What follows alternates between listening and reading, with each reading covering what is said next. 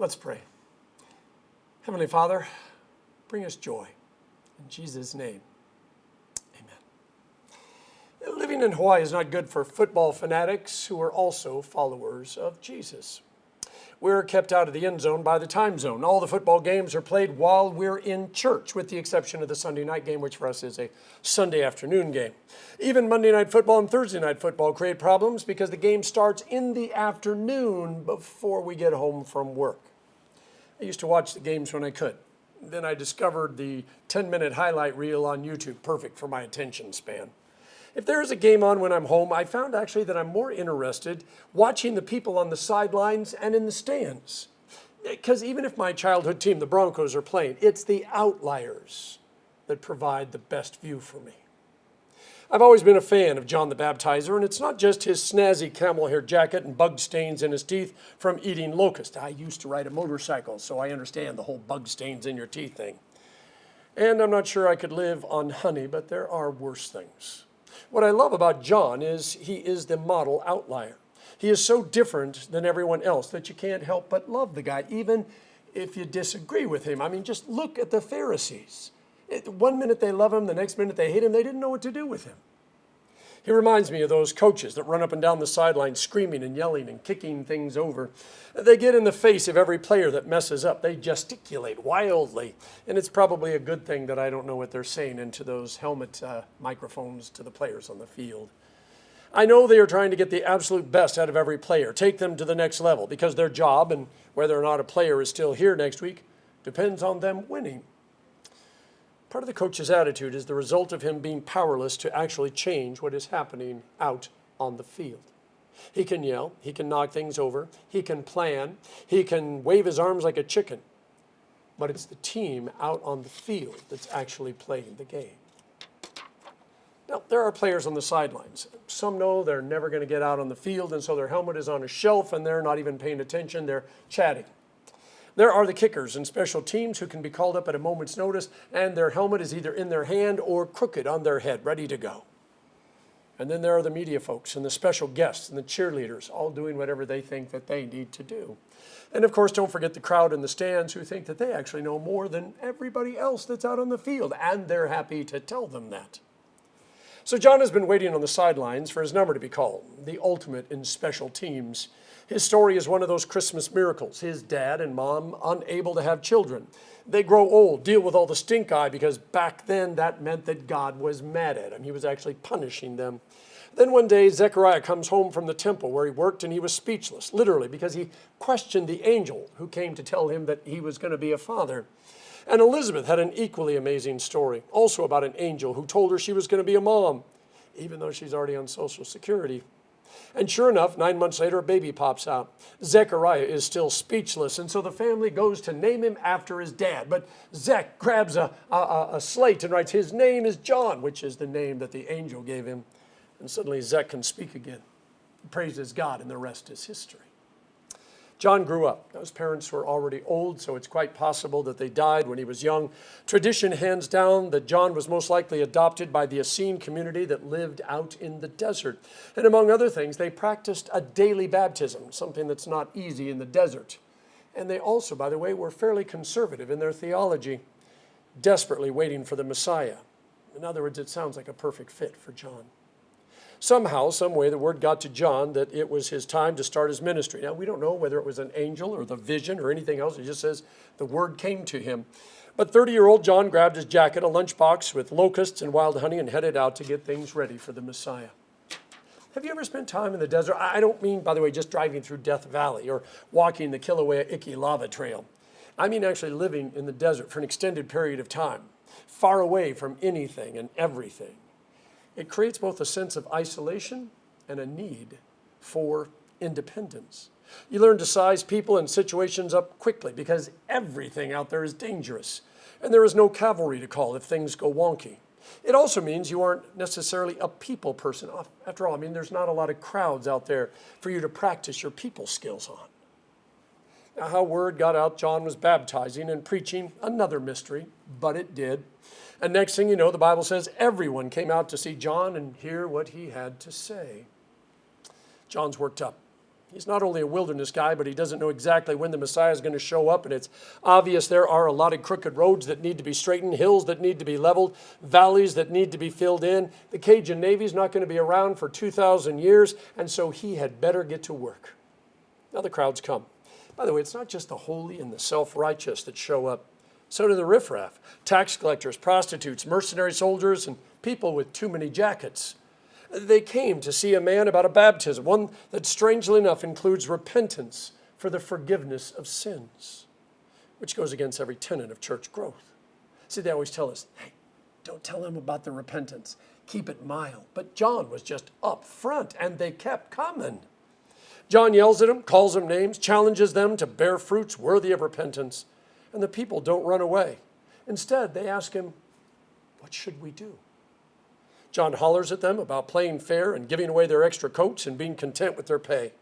John's answers were common sense. And maybe that's what we need more of at this time of year. It's interesting that someone who gets paid hundreds of millions of dollars needs to be told how to play football. And sometimes has to be told, get your act together or I'm sending you to Dallas. Now, you would think with all their self-promotion and how they are, self-admittedly, the best of the best of the best, to quote Men in Black, that they could just walk out on the field and do whatever they do and win. But they need a coach. See, when the Bible talks about John's baptism being one of repentance, I don't think it means us kneeling down and listing all the things we did wrong and all the bad thoughts we had and admitting that we ate the last cookie. Even though we said we didn't, we really did. No, repentance isn't about lists. It's about honesty and truth.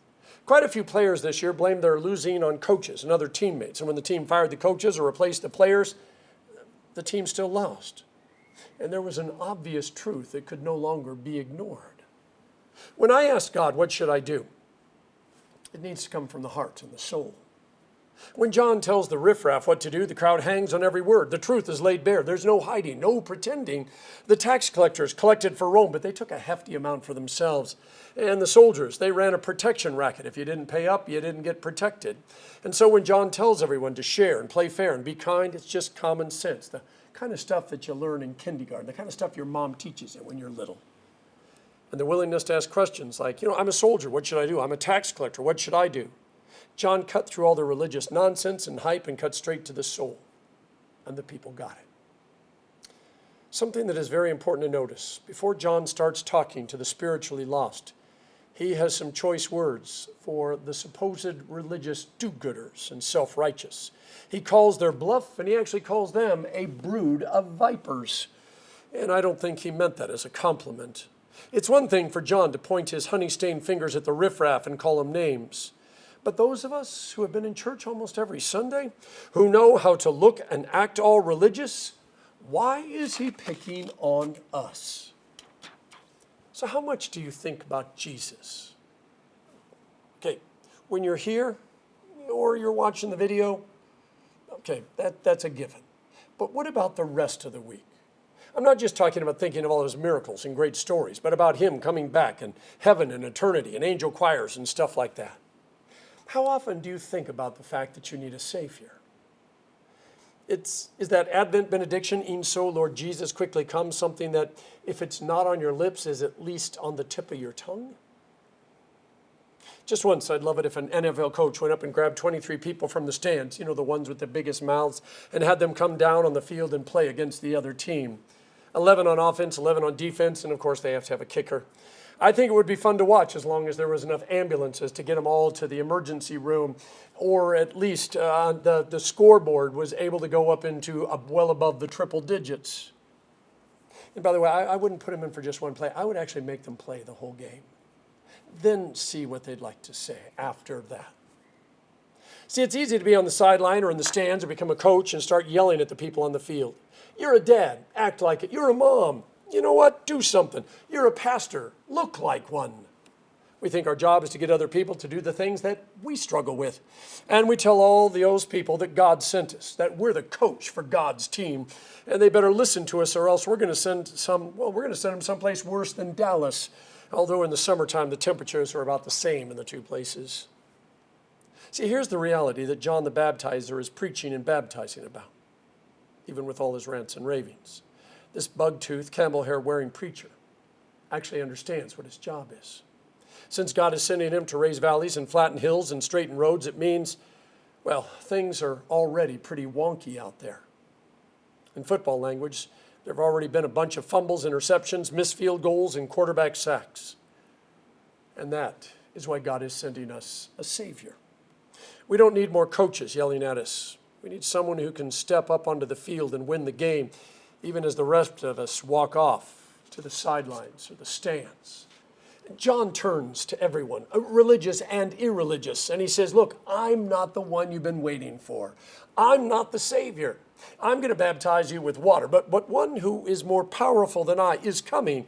I'm not even worthy to untie the thongs of his sandals. He's going to baptize you with the Holy Spirit and fire. And the verse ends with many other exhortations. He proclaimed the good news to the people. So here we are in Advent. John is already talking about Pentecost. And there's a reason.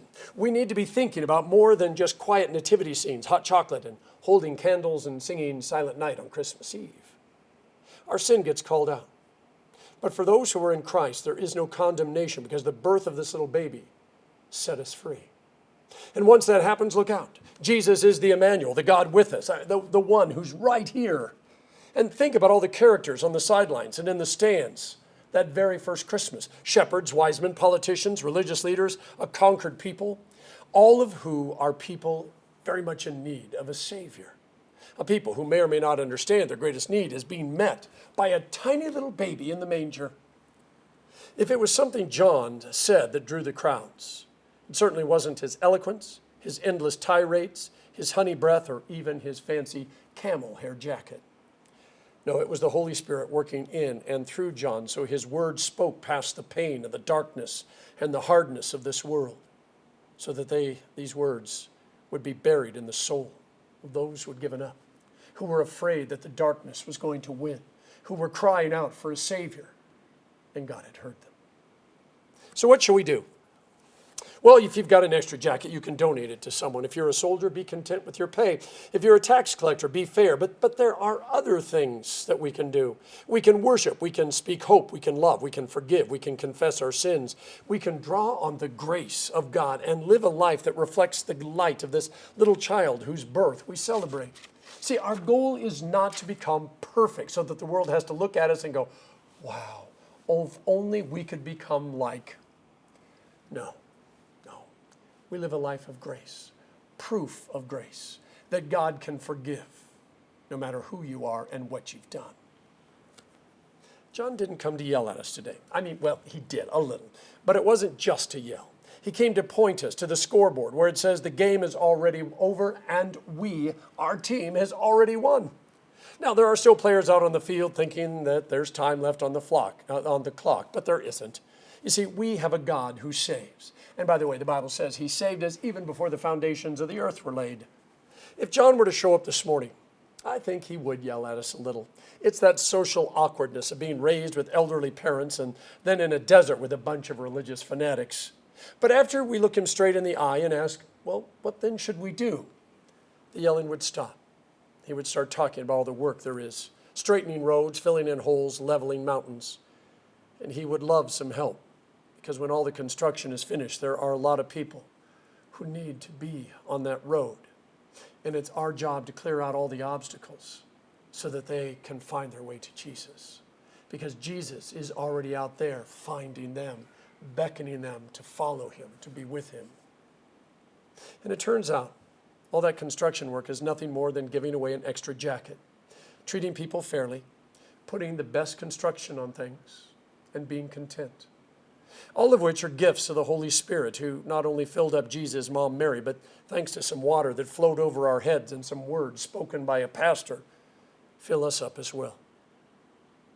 You know, the good words, the best words perhaps to guide us this Advent are these. What then shall we do? And Jesus says, follow me. In the name of the Father, and of the Son, and of the Holy Spirit. Amen.